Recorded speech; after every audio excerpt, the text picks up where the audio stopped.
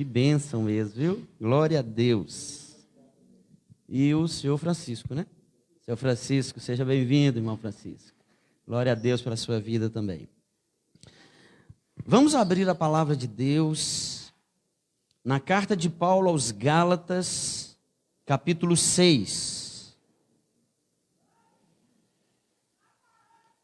Gálatas, capítulo 6, versículo 17, um dos últimos versículos aí, né? Quase o último, mas não o último, o penúltimo da carta de Paulo aos Gálatas. Gálatas, capítulo 6, versículo 17, que diz assim: quanto ao mais, ninguém me moleste, porque eu trago no corpo as marcas de Jesus. Vamos ler juntos? Quanto ao mais, ninguém me moleste, porque eu trago no corpo as marcas de Jesus. Feche os seus olhos, peça a Deus para falar com você nessa noite. Pai querido, nós te agradecemos, ó Deus, por essa noite, pelo privilégio de termos a Tua palavra aberta agora diante dos nossos olhos. Nós te pedimos, fala conosco, ó Deus, abençoa cada coração aqui que vai receber a Tua palavra. Ó Deus, nos ajude a recebê-la, ó Deus, com alegria, ó Deus, acolhendo no coração a Tua palavra e que ela possa trabalhar em nós, moldar, ó Deus, o nosso coração e nos ajudar na nossa jornada, na nossa caminhada, na nossa peregrinação aqui nessa terra. Abençoa e fala conosco nessa noite, nós te pedimos, em nome de Jesus. Amém. Eu quero iniciar contando uma pequena ilustração.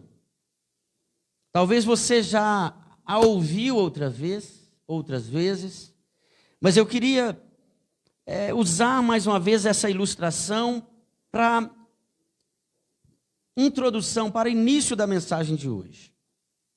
Conta de um jovem, um menino que morava perto de um lago, uma casinha humilde, pertinho de um lago, aquela alegria ali, na roça, num lugar gostoso, aconchegante.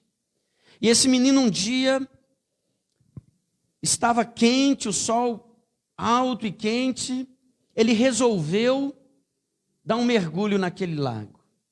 Ele resolveu nadar, refrescar-se na água fria daquele lago pertinho da sua casa. Ele mergulhou, saiu nadando ali, aproveitando, né, aquela bênção, né, de um lago pertinho da sua casa. Agora, esse menino, ele não percebeu que tinha um jacaré dormindo à margem daquele lago. Vocês já imaginam a sequência da história. Quando o jacaré ouviu o barulho de alguém mergulhando, esse jacaré acordou e entrou levemente na água. Foi deslizando, como fazem os jacarés. Foi deslizando em direção àquele menino. A mãe do garoto, ela estava na cozinha, e da janela da cozinha, ela podia ver o lago e ver o seu filho nadando. A mãe, então, viu o bendito jacaré deslizando suavemente em direção ao seu filho. O que uma mãe faz numa hora dessa? Se você que é mãe está aqui ou está em casa ouvindo, o que uma mãe faz numa hora dessa? Se não jogar tudo para cima ali, esquecer panela, esquecer fogão e sair louca, gritando, desesperada em direção àquele lago. E assim aquela mãe fez, gritando o mais alto que ela podia. E quando aquele menino que estava nadando ouviu os gritos da mãe, ele percebeu que um jacaré estava indo em sua direção, e ele começou a nadar rapidamente, tentando voltar para a margem, e o jacaré no seu encalço, e ele nadando o mais depressa que ele podia, até que, chegando poucos metros da margem, o jacaré abocanhou os pés desse menino. Uma bocada, uma bela de uma bocada. Aquela mãe tinha acabado de chegar ali, a ponto de segurar os braços daquele menino e segurar ele ali, desesperada. Ela entrou um pouquinho na água, puxou o menino pelos braços e iniciou uma luta terrível. Uma luta terrível. A mãe puxando de um lado e o jacaré puxando de outro. Era o amor daquela mãe contra a força agressiva daquele jacaré. Quem ia vencer essa luta? Talvez a gente responde logo, ela não tinha chance.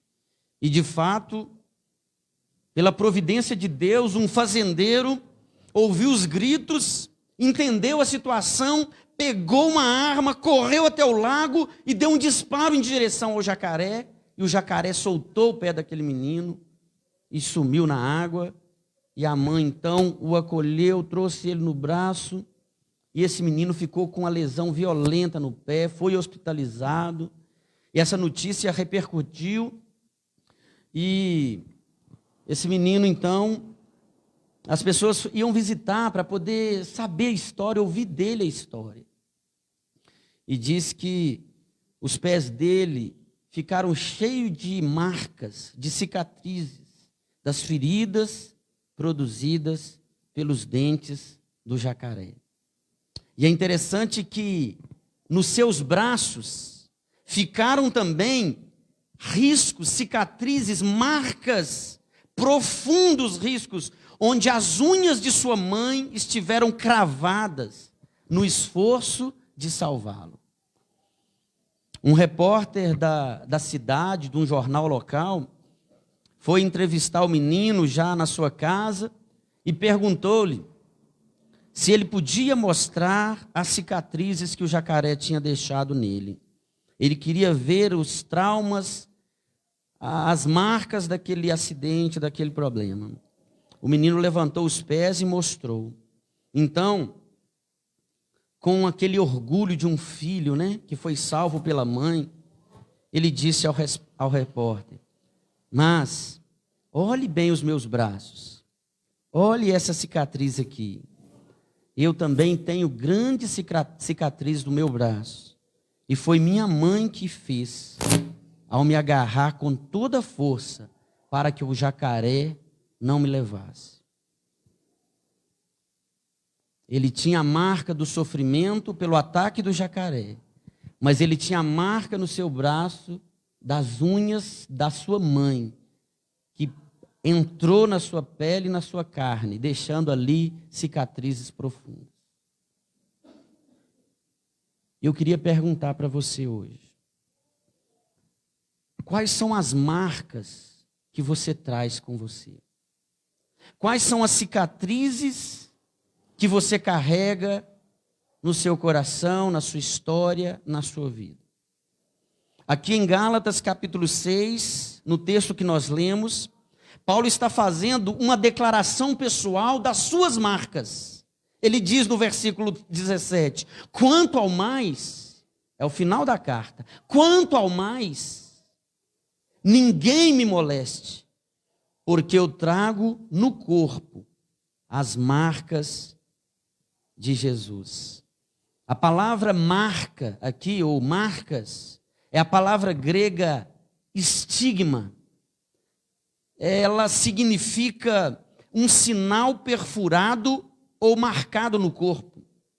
E é interessante que no contexto do tempo de Paulo, no contexto judaico, de acordo também com o antigo costume oriental, quando um escravo ou um soldado era designado para uma missão ou para uma propriedade de determinado dono, ele recebia um sinal, ou o nome do mestre, o seu dono, ou o nome do comandante, marcado ou perfurado, cortado em seu corpo, para indicar a que mestre ou a que general aquele soldado, aquele escravo pertencia. Paulo foi um homem muito usado por Deus, e ele trazia na sua vida e no seu corpo as marcas de ter sofrido perseguições, angústias, frio, fome, açoites. Leia a história de Paulo. Leia o relato dele das suas viagens missionárias, quando ele dizia que cada cidade que ele ia, ele conhecia a cadeia da cidade. Ele conhecia as prisões ali, porque toda cidade que ele ia para pregar o evangelho, o que era reservado para ele eram cadeias e prisões. Meus irmãos, a vida deixa marca em nós. Eu não sei que marca você traz. Eu não posso ver o seu coração e nem perscrutar, os seus pensamentos e a sua história de vida até aqui. Eu posso dizer muito, assim, de forma até também apequenada, porque nem mesmo a mim eu conheço totalmente, senão o Deus que me fez me conhece mais do que eu me conheço nos meus 48 anos. Mas eu posso dizer que eu trago muitas marcas na minha história, na minha vida, na minha família. E cada um de nós carrega, assim, marcas que não se apagam. Uma dor, uma perda, um acidente, um abandono, um abuso, uma traição. Todos nós carregamos uma marca. E às vezes os nossos relacionamentos, eles se tornam relacionamentos difíceis, porque nós não lidamos com as marcas que trazemos. E como naquela mensagem de João 11, quando Jesus chegou na casa de Lázaro, Lázaro havia morrido já há 4 dias e ele cheirava mal. E suas irmãs disseram para Jesus: mestre, é melhor não mexer na pedra. Já cheira mal, já é de 4 dias. Quantas vezes nós temos áreas da nossa vida que tem marcas que não são belas, não são boas de ser lembradas. Cheiram mal. E muitas vezes nós queremos manter uma pedra ali em cima. Quais são as marcas que você traz na sua vida, na sua história? Algumas marcas da vida, elas podem ser descritas assim: um abandono, uma tragédia, uma perda. Enfim, eu volto a fazer a pergunta que eu fiz inicialmente: quais são as marcas que você traz no seu corpo, na sua alma, na sua vida e na sua história? Como nós estamos hoje no primeiro domingo do mês e nós resolvemos dar um nome, para cada domingo, e o primeiro domingo nós o chamamos de domingo da comunhão. É o primeiro domingo, é o domingo onde nós abrimos o mês juntos aqui, orando a Deus, agradecendo a Deus, nessa comunhão, relembrando que não é bom que a gente esteja só, que igreja é ser corpo, é membro junto, é uma brasa que está no braseiro, e nós precisamos uns dos outros. Na nossa jornada, nós precisamos de amigos, como ontem eu ouvi uma declaração linda do meu amigo Joe: amigos mais chegados que irmãos. Na angústia se faz o amigo, o irmão. Será que nós estamos abertos a sermos consolados, confrontados, assumindo nossas angústias? Para o amigo se fazer irmão e presente na nossa vida, nós precisamos ter coragem de admitir: eu estou angustiado. Lembra de Jesus no Getsêmani?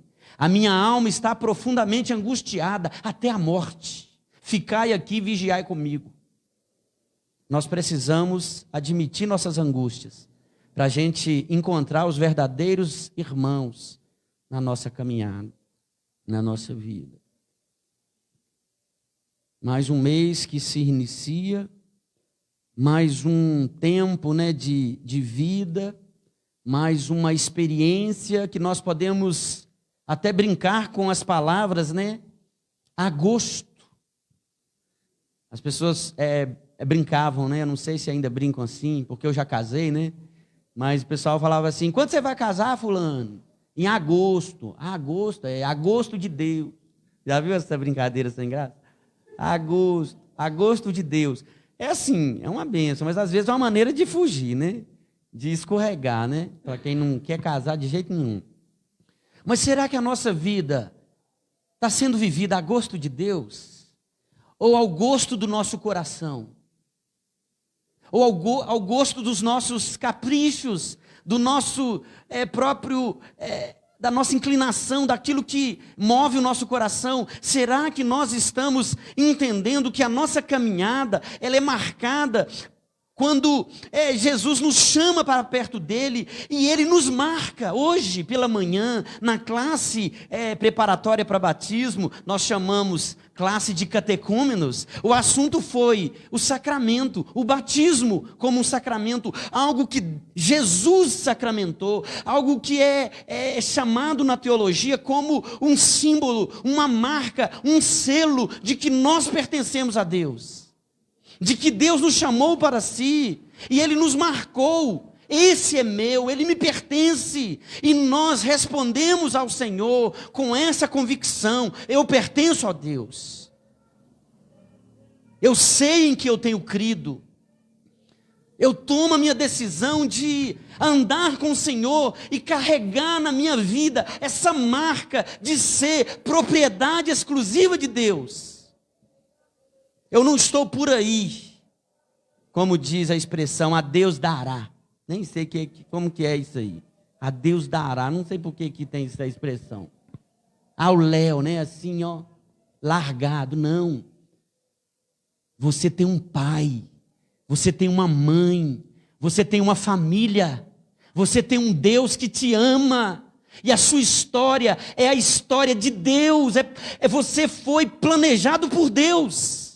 A marca que tem que prevalecer na sua vida não são as marcas do sofrimento, apesar de todos nós termos, mas é a marca daquele a quem nós pertencemos, porque quando essa marca está posta sobre nós, meus irmãos, todas as outras são atenuadas, ainda que tenha cicatriz, mas não dói mais, ainda que tenha lembrança de um fato, de um sofrimento, mas aquilo não dói mais. Eu contei aqui uma vez, eu vou contar de novo. Quando eu era criança, pequenininha, eu cresci um pouco, tá? 1,63 m. Eu tinha um galo lindo. E lá em casa sempre teve animais de estimação. Um belo dia, o cachorro, filho de uma cadela, entrou no galinheiro e começou a atacar o meu galo. E foi aquele desespero no galinheiro, o cachorro dando bocada e o galo dando esporada. E eu fiquei doido, entrei no galinheiro para poder salvar o meu galo. E sabe o que aconteceu? O galo me atacou. Ele não sabia se era o cachorro que estava mordendo ele ou se era eu que estava querendo fazer mal para ele. Esse galo me deu uma esporada no rosto e pegou bem do lado do olho. E o sangue desceu na hora. Minha mãe enlouqueceu. Achou que tinha furado meu olho, o sangue desceu, eu saí chorando lá do galinheiro. A briga continuou lá, eu não lembro de mais nada. Eu sei que o sangue desceu, minha mãe me levou, ele foi limpando, limpava com a mão e batia com a outra, né? Quem mandou você entrar lá, menino? Eu trago nos meus olhos a marca desse galo. Depois você pode olhar mais de pertinho que você vai ver. Tem uma cicatriz aqui. Ela não dói. Eu não sinto mais dor. Ela doeu quando eu tomei a esporada do meu galo. Do galo que eu amava. O meu bichinho de estimação. Só que ela não dói mais. As marcas que nós trazemos, meus irmãos, nós precisamos pedir ao Senhor que cure, para que as marcas que nós trazemos conosco, elas não venham nos tirar do propósito de uma vida plena, de uma vida maiúscula, de uma vida feliz, de uma vida saudável e resolvida. Nós não podemos viver ali acariciando as nossas marcas. Imagina se até hoje eu ficasse com rancor toda hora que eu olhasse no espelho. Esse galo, se ele não tivesse morrido, eu ia matar ele de novo, porque não é possível o que ele fez. Não, eu perdoei o galo. Perdoar é lembrar sem dor, como diz o reverendo Hernandes, né? Você lembra, você não teve amnésia, mas não dói mais, porque houve cura, houve tratamento, houve entendimento. E Deus usa cada marca, meus irmãos, para nos ensinar lições. E eu queria que você pensasse aqui hoje: que marca que eu preciso trazer como servo de Deus? Que marca que eu preciso ter na minha vida para que Cristo seja visto em mim? E nós não precisamos ficar folheando a Bíblia de lá para cá, daqui para lá. Nós encontramos aqui mesmo em Gálatas, se você olhar no capítulo 5, algumas marcas estão aí presentes. E Paulo, ao falar, eu trago comigo as marcas de Cristo. Ninguém me moleste, ninguém venha me questionar, porque eu trago as marcas de Cristo. E Paulo diz no capítulo 5, uma marca, meus irmãos, que para esse primeiro domingo, ela é fundamental você trazer na sua vida. A marca do amor ao próximo. A marca da comunhão. A marca dessa alegria de estar junto, dessa alegria de ser família, dessa alegria de correr para a igreja e rever os irmãos, e celebrar quando uma irmã chega e diz: olha, eu fiz o exame, eu estou grávida. Oh, que alegria, minha irmã, que bênção. Ao invés de dizer: não, eita, você já tem 2, vai que mais? Esse mundo tão difícil, as coisas tão difíceis.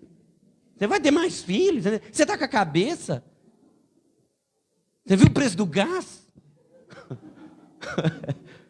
Vira essa boca para lá. Você não pode abençoar a irmã.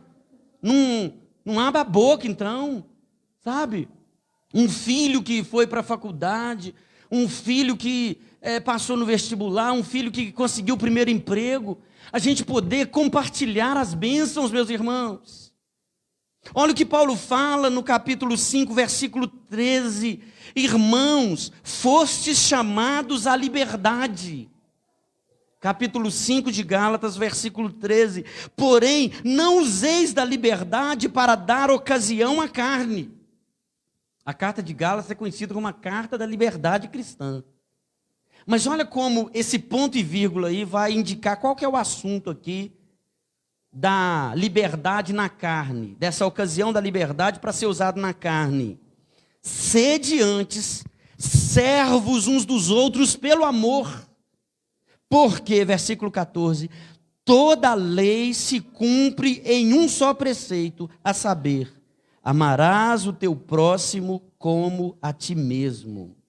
E olha como Paulo é duro com esses irmãos. Olha, irmãos, se vós, porém, vos mordeis e devorais uns aos outros, vede que sejais mutuamente destruídos. Vocês estão se mordendo, vocês estão devorando um ao outro. Como pode, no mesmo batalhão, entre os mesmos soldados, um virar arma para o outro, um atirar no outro, um ferir o outro pelas costas? Meus irmãos, nós precisamos trazer em nós essa marca da comunhão, essa marca da unidade, essa alegria, esse prazer de estar junto, de ter tudo em comum, de compartilhar as bênçãos, de saber ouvir quando o irmão está contando uma bênção. Porque às vezes nós sabemos ouvir quando o irmão está contando a angústia. Mas será que nós sabemos ouvir quando o irmão está contando uma bênção? De um carro novo, de uma casa nova, de uma indenização gorda, poupuda. E lá dentro você, nó, que isso? Por que não sou eu? Mãe, que isso, só o irmão que vai para frente, eu estou aqui com minha bicicletinha, o irmão já está com o carro do ano. Ai, Deus não está olhando do meu lado, não. Você não fala, mas lá dentro você está pensando, ó. Ficou ruim agora. Vos mordeis e devorais uns aos outros, a lei se cumpre em um só preceito: ama o teu próximo. Ama o teu próximo como a ti mesmo. Tenha prazer na comunhão. Jesus diz lá em João capítulo 13, ontem o Joe leu, né, essa passagem.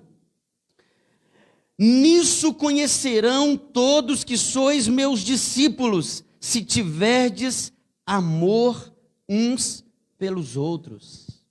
Nisto conhecerão que sois meus discípulos.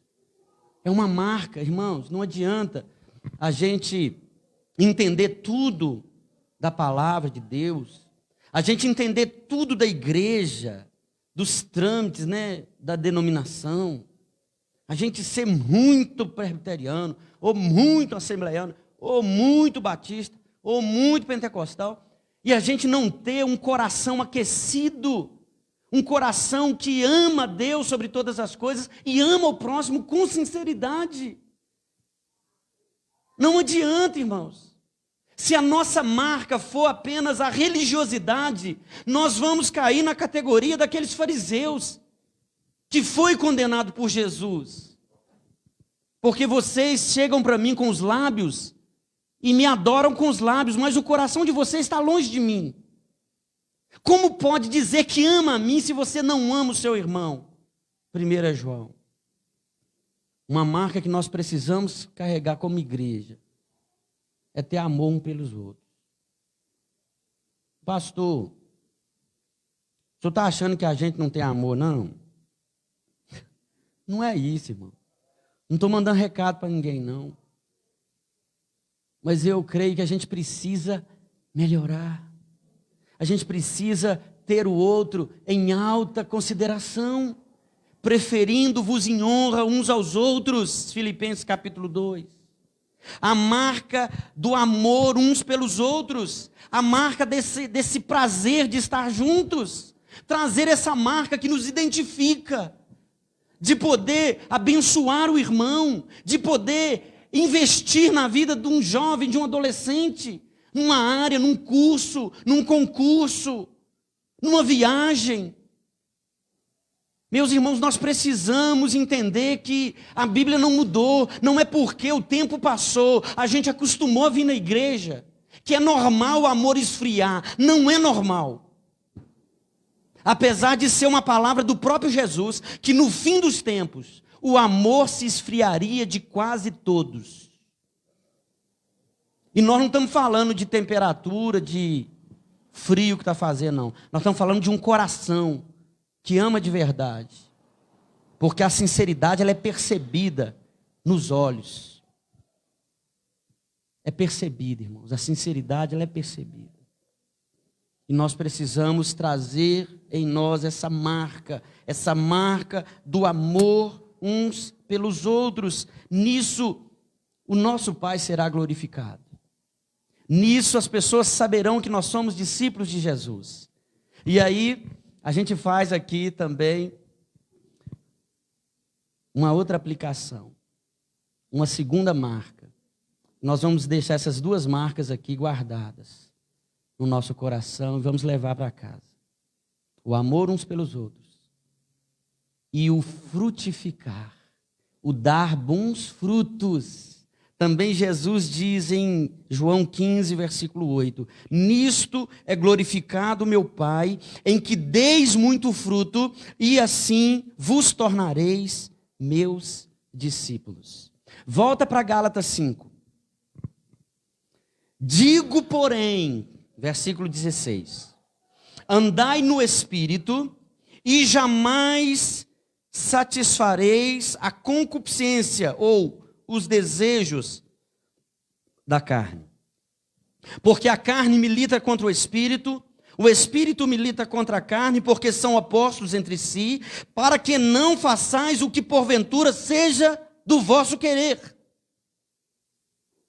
Olha o nosso coração, irmãos, muitas vezes querendo o que não devia querer. E nós só vamos dizer não para o nosso coração quando o nosso espírito estiver conectado com Deus. Quando Deus, pelo Espírito Santo, habitar em nós e tomar o nosso interior.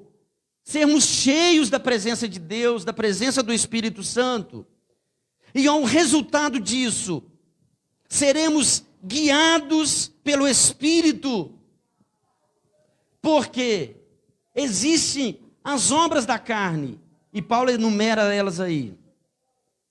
Elas são conhecidas: prostituição, impureza, lascívia, idolatria, feitiçarias, inimizades, porfias, ciúmes, iras, discórdias, dissensões, facções, invejas, bebedices, glutonarias, coisas semelhantes a essas. Porém, no versículo 22, tem o fruto do Espírito. Mas o fruto do Espírito é amor, alegria, paz, longanimidade, benignidade, bondade, fidelidade, mansidão, domínio próprio. Contra essas coisas não há lei. E os que são de Cristo crucificaram a carne com suas paixões e suas concupiscências. Portanto, se vivemos no Espírito, andemos também no Espírito. E olha a comunhão de novo aí, ligando tudo. Não nos deixemos possuir de vanglória, provocando uns aos outros, tendo inveja uns dos outros. Que frutos nós temos produzidos? Que frutos nós temos dado, meus irmãos? Será que são frutos coerentes com a marca de Cristo em nós? Será que são frutos ligados às virtudes de Cristo? Que vai trazer para os nossos relacionamentos a bênção de viver o amor, a alegria, a paz, a benignidade, a bondade, a fidelidade, meus irmãos, frutos os quais Cristo foi o maior exemplo de cada um deles, com todo amor, com toda humildade, com toda obediência, com toda mansidão, com toda paciência, com toda fidelidade, com toda a graça, com toda a benignidade, com toda a paz. Será que essa marca, esse fruto, essas virtudes estão em nós para nos ligar ao outro? Ou será que não é em família que Deus permite que nós sejamos levados ao extremo da nossa condição de suportar, para que o nosso coração seja revelado e ali a gente possa exercitar esses frutos, para a gente de fato mostrar para o nosso familiar o que tem no nosso coração. O que sai de lá quando ele é cutucado, né? Cutuca onça com vara curta, já ouviu? Pisa no meu calo. Eu converti. Mas meu revólver não. Nossa, agora eu apelei, né? Pisa no meu carro.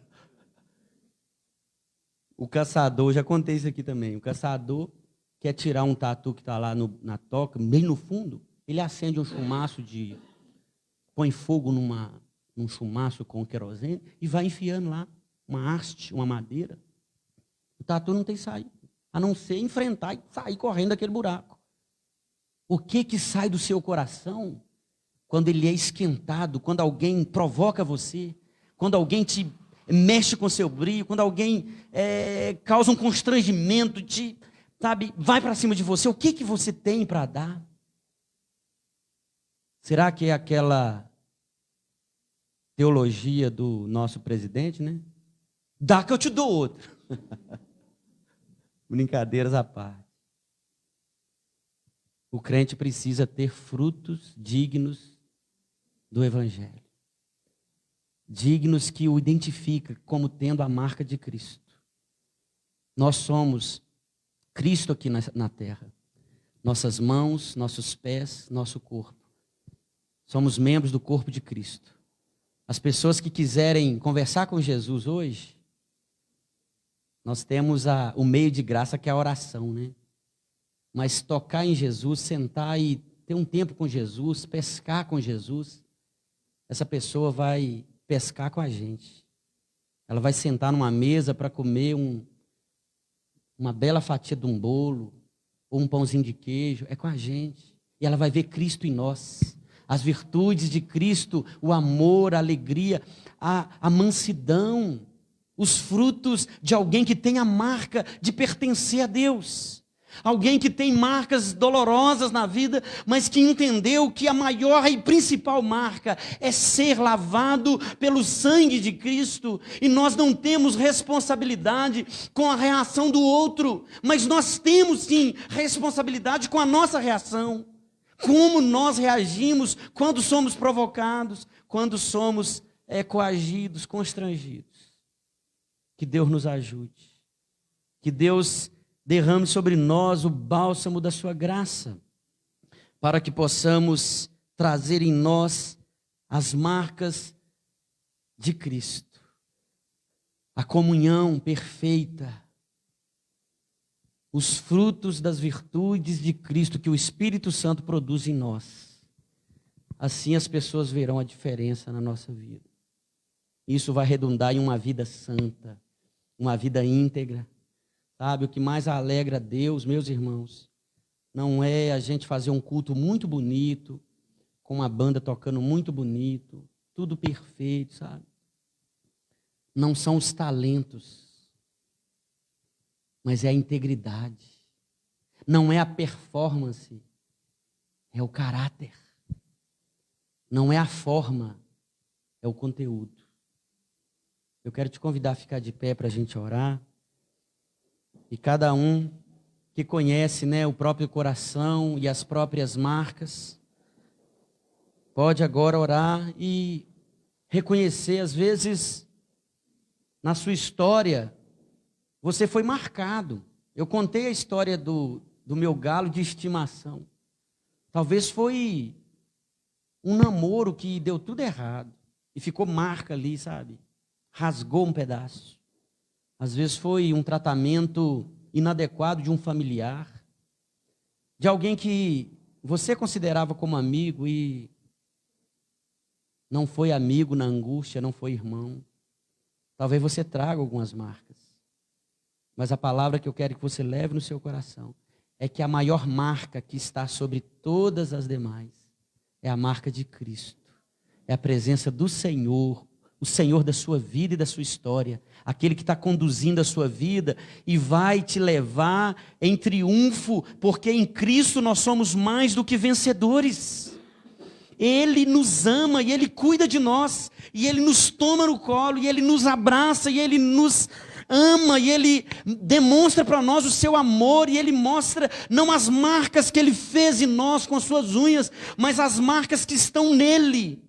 Quando Ele derramou seu sangue em nosso lugar, para nos dar uma vida maiúscula, uma vida em abundância, uma vida plena, uma vida inteira, uma vida de verdade, para que nós possamos ir pelos caminhos e levar essa vida, e levar essa mensagem.